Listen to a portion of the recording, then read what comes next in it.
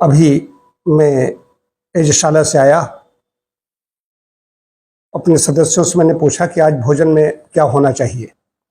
भोजन में ज़्यादा वैसे भी मिर्च मसालों का हम लोग सेवन नहीं करते हैं, तला भुना ज़्यादा नहीं खाते और गर्मी में तो किसी को खाना ही नहीं चाहिए, तो भोजन कैंसिल कर दिया गया। आग की पकी हुई चीज़ समय नहीं ग्रहण करेंगे, तो कहा गया सत्तू खाएंगे। सत्तू काहे खाएंगे? मक्खू। अब मक्खू आपके लिए नया नाम होगा।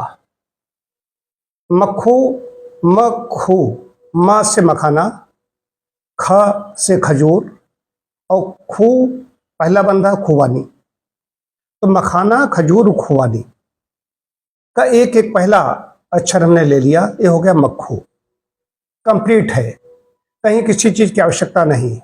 नेचर ने जैसा दिया है, मखाना तो एक प्रक्रिया से गुजरता है। मखाना कोई ऐसे ही तालाब में गए उभ में भर लिया, ऐसा तो होगा नहीं। मखाना जैसा आ गया है, उसका पाउडर बना लीजिए। अच्छा मखाना पुष्ट लीजिए, उसका पाउडर बना लीजिए। खजूर और ये खुबानी है, ये गंदे होते हैं, इनको धो लीजिए।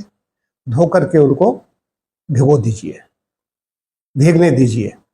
कम से कम 4 से 6 घंटे भीग जाए, इतना तो ध्यान रखना है। अब इसके बाद में 2 तरीके हैं, उसकी गुठली निकाल लीजिए। गुठली निकालने के बाद में आप ऐसे भी मखाना जो आपका पाउडर बना हुआ है, मखाने का आटा है, मखाने का पाउडर कह सकते हैं, उसमें आपने मिक्सी में बना लिया, कैसे भी बना लिया, आप समझें उसको। बनाने के बाद में पाउडर को किसी बर्तन भर लीजिए। एक व्यक्ति के लिए करीब 25 से 30 ग्राम पाउडर हो गया। अब पूरी कोई डाइट ले तो अलग चीज हो गई। 25-30 ग्राम पाउडर हो गया, उसमें इसी प्रकार से करीब 50 ग्राम के आसपास खजूर है, 50 ग्राम के आसपास खुबानी है। तीनों की मात्रा अगर बराबर करना चाहे कर लें, कि कई लोग 50 ग्राम उसका आटा ज़्यादा हो जाएगा मखाने का, तो फूलता है फिर। तो ये देख लें, अपनी गणित लगा लें, तीनों मात्राएं बराबर करना चाहे बराबर कर लें। 25-25, 33 ग्राम तीनों कर सकते हैं। और जो थोड़ा मीठा ज़्यादा पसंद करते हैं तो खजूर खुबानी की मात्रा बढ़ा लें। अब ऐसे इसमें और कोई चीज़ भी डाल दें, कोई चीनी गुड़ डालने की बात नहीं कही जा रही। मैं नेचर की बात कर रहा हूँ, नेचर की वकालत करता हूँ, प्रकृति की बात करता हूँ। तो प्रकृति की बहुत अच्छी खजूर बड़ी अच्छी मिठाई है, सर्वश्रेष्ठ मिठाई कही गई है। खजूर भी अच्छे लें, खुबानी भी ठीक तरह से पुष्ट होनी चाहिए। उसकी गुठली आपने निकाल दी, उनको छोटा छोटा काट लें, या पहले ही उसके निकालना चाहे। खजूर तो निकल जाती, लेकिन खुबानी कई बार ऐसी होती है उसकी गुठली ऐसे नहीं निकलती, भीगने पर बहुत अच्छी तरीके से निकल जाती। तो गुठली पहले निकाल लेंगे, उसका स्वाद बढ़ जाएगा। और मखाने में पानी, फिर घड़े का पानी लीजिए, उसमें डालिए, उसको अच्छे तरीके से घोलिए। और ऐसे भी यदि आपको खजूर और खुबानी डालनी है, चाकू नहीं है, छोटे छोटे टुकड़े कौन करे? छोटे छोटे टुकड़े करने से क्या होगा, पूरे मिल जाएगा। और बड़े बड़े टुकड़े इसे उसमें डाल दिए तो पता चला 1 चम्मच जो मखाना जा रहा है अलग जा रहा है, उसका स्वाद मिश्रित नहीं हो रहा है। खजूर अलग खा रहे हैं, वो अलग खा रहे हैं, ये चीज हो रही है। तो स्वाद लेने के लिए तीनों को अच्छी तरीके से उसमें मिला दीजिए। ये मखाना इसमें गर्मियों में बहुत अच्छा है। मक्खू के सत्तू, जौके तो सत्तू हैं ही हैं, चने के, जौ के, कई चने जौ गेहूँ सब मिला देते हैं। जौ चने का भी है।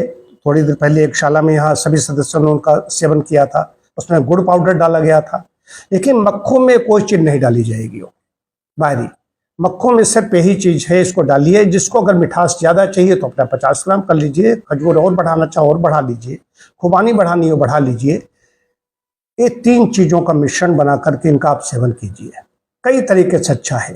मखानम कहा गया है, मखान वैसे भी अच्छा है कि संस्कृत में इसको मखान शब्द आया है, मखानम शब्द आया है, तो शरीर के लिए भी अच्छा है। और विशेष बात और बता दूं, मखाने के सत्तू यदि शाम को लेता हूं, मैं कल शाम को इसका सेवन कर रहा था, तभी मेरी बात आई। आज बहुत चर्चा होने लगी, बताइए बताइए, तो हमने सदस्यों को कहा नहीं बताऊंगा। एक कैंडिडेट को कल मैंने बताया था, तो उससे कहा था अभी नहीं, पहले मैं इसके बारे में बताऊंगा कि मक्खू के सत्तू है क्या, मक्खू शब्द की उत्पत्ति कैसे हुई। तो मक्खू शब्द कोई ऐसा नहीं बहुत बड़ी धातु उससे कुछ बनाया गया है। मखान 3 मैंने बता दिया है, पुनरावृत्ति नहीं करनी चाहिए। 3 जो चीजें हैं, मखाना, खजूर और खुबानी, उनका एक एक अक्षर पहले का मैंने वर्ण ले लिया और उसको मैंने मक्खू, मक्खू होना चाहिए, लेकिन मक्खू ये हो जाएगा। तो मक्खू कोई व्यक्ति नहीं है, मक्खू के सत्तू, मान लो तो मक्खू नाम का कोई व्यक्ति है, सत्तू घोल करके पिला रहा है, ये एनर्जेटिक है। मैं इसका प्रयोग कर रहा था अपने ऊपर, मैं आपको बता दूं, कल ही नहीं, बहुत दिनों से इसका सेवन करते चला आ रहा हूँ। तो मैंने देखे, और इसको कोई डायबिटिक व्यक्ति है और मखाना अपना थोड़ा ज़्यादा ले पाउडर, उसका खजूर खुबानी कम मात्रा में ले सकता है, वो भी सेवन कर सकता है। कोई भी व्यक्ति इसका सेवन कर सकता है। यदि कोई सी विशेष समस्या है, ये नहीं खजूर और खुबानी बताया था, डायबिटिक व्यक्ति है उसकी बहुत ज़्यादा बढ़ी हुई है, सब खाने लगे, नहीं, थोड़ी मात्रा में यदि उसको लेना ही है तो ले सकता है, क्योंकि इसमें फ्रक्टोज है, खुबानी में भी खजूर में भी। तो इसका सेवन करें, आनंद लें, फिर मुझे बताएं कि कैसा लगा। एक चीज़ और बता दो, ये फलाहार है, फलाहार की श्रेणी में आता है। ऐसा नहीं मैं कोई नई बात बता रहा हूँ, आप सब लोग जानते हैं, लेकिन करना क्या है जो बताने जा रहा हूँ। आपने मखाना पाउडर ले लिया, कहीं बाहर जाना हो रहा है, आप सोच रहे हैं मुझे 1 हफ्ते के लिए बाहर जाना है, जैसे मैं ही, मेरा फलाहार रहता है दोपहर के बाद में 1 बजे के बाद मैं नहीं लेता हूँ, तो मखाना पाउडर है और सबने खजूर के छोटे छोटे टुकड़े कर लिए, अगर उसको पेस्ट ऐसा बना दो कि नहीं बनेगा, चाकू से या कैसे भी छोटे टुकड़े करके उसमें मिला दीजिए, खुबानी के छोटे टुकड़े करके उसमें मिला दीजिए। अब ये चीज़ है, ऐसे इसको काटोगे तो उस पर गंदगी चली जाएगी, और धोकर के सुखाओगे तब भी बात नहीं बनेगी। तो इसको आपने काट दिया, उसके बाद में जहाँ भी जाओ उसको घोल के और बस खा जाइए। घोल के थोड़ी देर रोक छोड़ना पड़ेगा, नहीं छोड़ते हैं तो फूल नहीं पाता, वो पूरा स्वाद आपको नहीं मिल पाएगा। बहुत ज़्यादा नहीं, 5 मिनट के लिए छोड़ दीजिए, 5 मिनट छोड़ देंगे तो काम हो जाएगा।